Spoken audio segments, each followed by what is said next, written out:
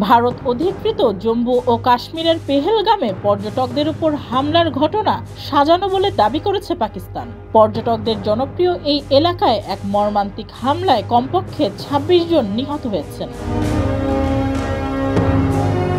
পাকিস্তানি সংবাদ মাধ্যম RY news জানিয়েছে, বিশ্লেষকরা আশঙ্কা করছেন পর্যটকদের উপর হামলা ভারতের সাজানো। অতীতেও মোদী সরকার এমন হামলা ঘটিয়ে রাজনৈতিক ফায়দা তোলার চেষ্টা করেছে বলে অভিযোগ রয়েছে। এসব হামলা প্রায়ই ভারতের অভ্যন্তরীণ ব্যর্থতা আড়াল করতে এবং পাকিস্তান বিরোধী মনোভাব উস্কে দিতে ব্যবহার করা হয়ে থাকে।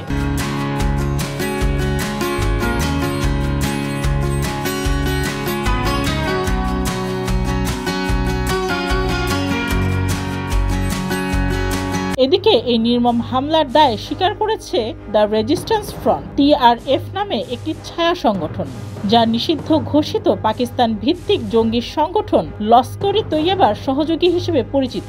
TRF একটি সামাজিক যোগাযোগ মাধ্যমে দাবি করেছে তারা কাশ্মীরে ৮৫,০০০-এরও বেশি বহিরাগত বসতির বিরুদ্ধে ক্ষুব্ধ ছিল।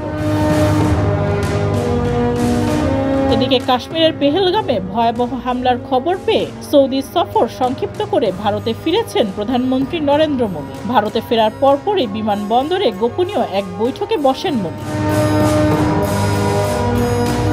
ডেস্ক রিপোর্ট, যুগের চিন্তা।